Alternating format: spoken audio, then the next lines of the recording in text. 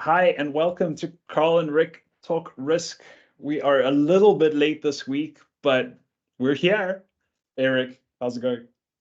Oh, it's awesome. Hi, Carl. Hi, everyone. So what's up? No, not too much. And Rick, you warned me before we started rolling that if the fumes get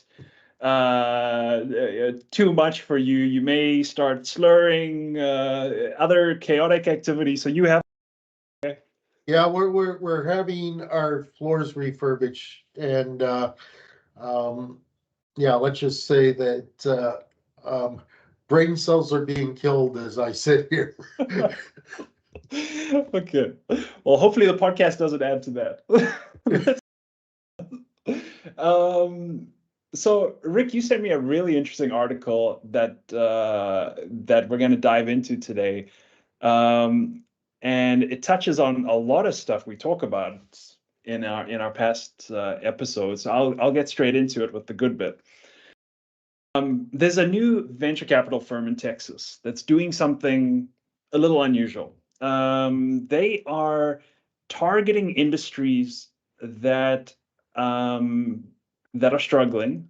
They give the examples of energy, healthcare, and housing, where you're kind of up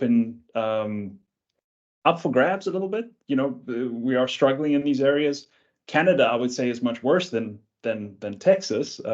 We really can't get housing built, so it's relevant to everybody. And what they're doing is they're investing in companies, usually that have new solutions to these problems. One example is a 3D printing machine in Texas that can deposit layers of concrete and build a home for 4,000 US dollars in 24 hours.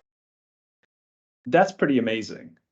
However, the company that started doing this ran into regulatory hurdles. Specifically, the fire code permitting body said, hey, you don't have wooden joists. Well, of course not. It's poured concrete. It's inherently fireproof.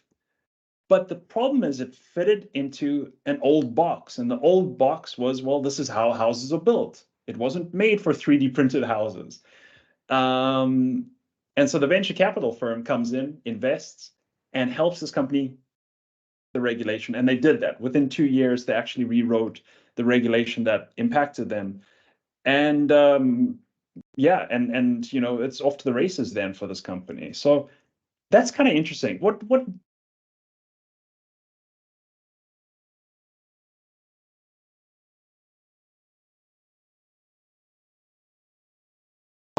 Tradition. I think that in a lot of situations we go regulation, and we just assume that uh, because it's in the regulations that it's right. Yeah. Um, and nothing drives me crazier in risk management than commingling regulation with risk management. Mhm. First off, God bless their souls. Regulators are not the be all and end all of knowledge and thinking. Regulators are not innovators. Regulators are not at the cutting edge of technology. Regulators don't have R&D budgets to go to what's new. Yeah. Okay.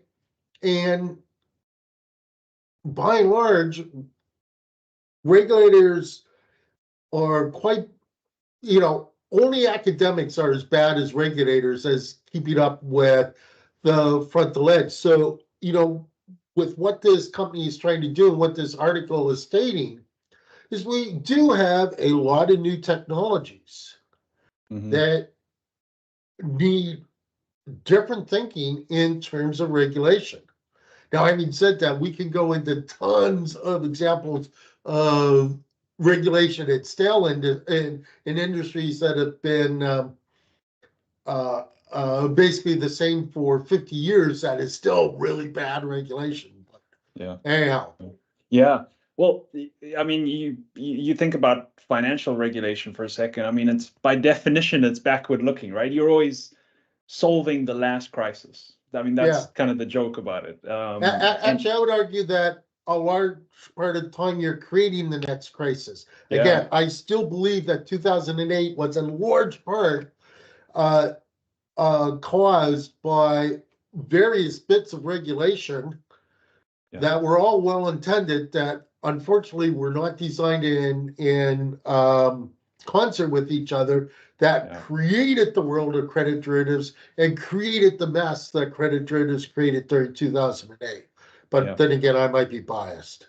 Well, I think you're touching on a really interesting point, that this company has also kind of figured out. There's two areas they're focused on going forward, and that's AI and energy. And what they've noticed in the energy industry is the jurisdictional challenge. And you see that in finance as well, that, one jurisdiction puts a set of rules on energy production or transmission or whatever, but there's another jurisdiction that overlaps or that sits above or below or at the city level. And you've got to fit yourself in between all of these regulations, which, as they say in the article, don't necessarily talk to each other, which becomes kind of a mess. So again, like you were saying earlier, that there's not a focus on up and downside. It's only focus on one thing, and for the jurisdictions, it's only focus on their negatives, right? There's no balance across the system. But Um, one thing I just want to add in right there, yeah, a quick point, because I don't want to disrupt your train of thought. But you also have to remember that there's also, when you talk about those different jurisdictions, there's also the very strong possibility that some of the regulation is politically motivated, yeah, in which the relation to risk management just completely yeah, goes all out the window. But yeah, yeah. sorry to interrupt, but we have to remember that at least some regulation has has politics leaning on it. Absolutely, absolutely. Um, yeah, so the example they gave was, a new design for nuclear reactors and placing them near power-hungry data centers, so that you've got a consumer of energy right next to a producer of it. And they're running into hurdles on the regulatory side with nuclear energy plants, all kinds of things, probably zoning as well. But I think they've got a really interesting mindset that maybe can be borrowed by risk management. I'm not sure. Um, they try not to put themselves in old boxes. And by old boxes, they mean, like you were saying, the housing regulation is built for the way houses have been built for all time. And they try to put themselves in new boxes and say, this is basically a new industry, and argue for new regulations that make sense and that don't curtail innovation. So it's kind of a smart way of going about things, I think. And absolutely, you know, um, this gets to something we talked about, several weeks ago, but uh, risk management itself has become very formalized and very rigid. And again, I don't mean to pick on those who have, uh, credentials in risk management, but uh, we've totally lost the art of risk management. We've totally lost the creativity of risk management. I'll be the first argument that risk management is one part science. Mhm. Is one part a discipline. But I will also argue that it's one part creativity and it's one part art. Mhm. And that's where the new boxes comes in. And we're so Mhm. focused on being so freaking smart and knowledgeable that we forget how to be uh, uh, creative, and even more so, we forget how to play. Yeah. Um, Never, ever, ever underestimate in any profession that is changing the importance of play. Yeah. Yeah. That's where your creativity, that's where your art, that's where your new boxes come from. Because we all know the best toy for a 4-year-old is a new refrigerator box Yeah. or the Yeah. box that the refrigerator came in. Yeah. Yes. I've learned that recently. Um, I like that way of framing things. Makes for a more productive conversation, and I think this venture capitalist firm, in their new box, old box approach, they're sort of saying, well, what's the purpose of a regulator? Okay, the regulator does A, B, and C at the moment, and its regulations have grown over time. But what is the purpose of the regulator like on a first principles basis? What are they there to do?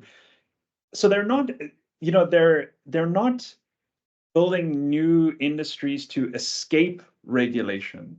They're building new industries and proposing regulation and saying, well, this is what we think the regulations should serve. This is the purpose they should serve here, which I think is such a new approach, right? Instead of, let's bring it back to finance for a second, instead of saying more regulatory capital is better, the analogous approach would be to say, what is the purpose of the prudential regulator? What are we trying to save ourselves from here, right? Is it systemic risk? Is it, what are they here for? And then how can we go about regulating it in a balanced way?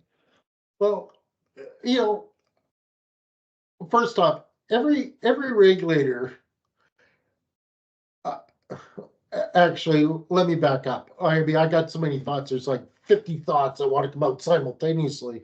And, people who know me know that at best I can get one thought out at a time. Uh, Even though in some way they are often at opposing teams, if you will, uh, organizations and their regulators really ought to sit down and find the common ground of what it is that they all want to achieve. Mm. Okay. And too often it's seen as us versus them.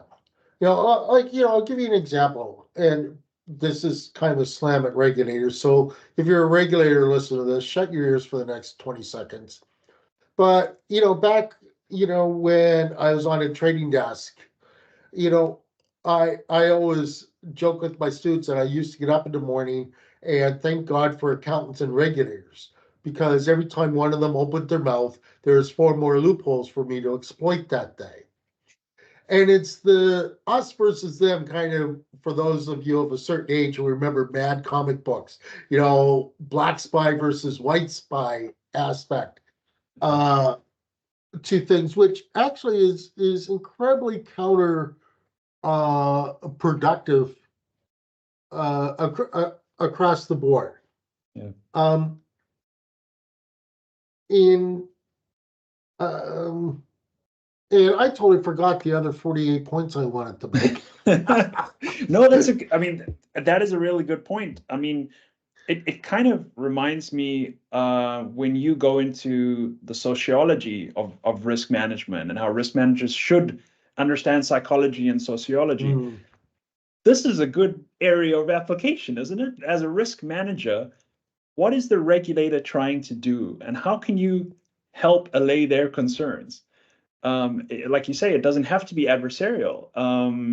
You can propose different ways of doing things that suit your business and how it wants to grow, and also satisfies the regulator and makes sense. So I think it's a nice shift in mindset that risk managers could find very useful. Yeah, but it also comes down to one of the problems I have. A totally different thing, changing tack. Totally. One of the problems I have with regulation is risk homeostasis sets in really quickly. With regulation, we believe that we no longer have to think because if something was harmful, the regulators would have stopped it. Right. Okay. You know, Rick, one of the things can you I recall, can you define risk homeostasis just for a second? Yeah, risk homeostasis is when basically if you put a risk system in place or a risk activity in place or a risk prevention system in place, people actually act differently towards the risk, and thus the overall level of probability of bad things happening actually remains the same. A very simple and prime example is rugby versus football. Essentially the exact same sport, but they're both high contact sports, except in one you have basically no equipment, and the other you have full productive equipment. Yeah. But the statistics show that you're far more likely to have a serious head injury in football than you are in rugby, even though in essence they're the exact same thing. But when you wear a football outfit, you feel invincible. So you basically throw your body at everything. Whereas in rugby, you're wearing no protective equipment. So you feel very vulnerable. So you react very differently when you're going to make tackles. Right. Okay. And so on the face of it, football should be a whole lot safer, but it's actually not. Yeah. It's the opposite. So that's risk homeostasis. I'll give you another example. My wife and I went to Iceland several years ago. Wonderful, awesome place to visit. And you go to some of the falls and you go along the pathways to some of the falls and or some of the trails. And these are trails that would never, ever, ever be allowed in the US because there'd be barriers up and 1,000 signs, do not fall over falls, You mean they weren't paved, Rick? And they weren't paved, and there was a partial wipeout of trail, trail closed for maintenance. There was none of that. And here's the thing is, people behaved appropriately. They said, wow, this is, this is beautiful, so I want to see it, the good risk. But they also say, wow, if I'm stupid, not paying attention to what I'm doing, I'm going to fall over the edge. Right. Whereas, of course, in an American setting, it would be closed, and thus you would get the good risk. There would still be people falling over the edge because, they got to get that selfie with them hanging onto the railing. And, I imagine that the people that fall over the edge of national parks in US per capita is probably significantly greater than in Iceland, where you have none of that foolishness. Yeah. You're probably right. Just another different attitude towards regulation, and risk homeostasis, I think, is a key component of it. Yeah. It's I think it's a good mindset for risk managers to be questioning, why are we reporting these metrics? What is the regulator trying to achieve, and is it working? And treat themselves as a partner to the regulator and not an adversary. Well, Rick, a good conversation about regulation and all this. Will put the link to this article in the description. Please comment, tell us other topics you're looking to hear about. Do you want us to go longer? And we will be back again shortly. Thanks, Rick. Until next time. Thanks, Carl. Have fun, everybody.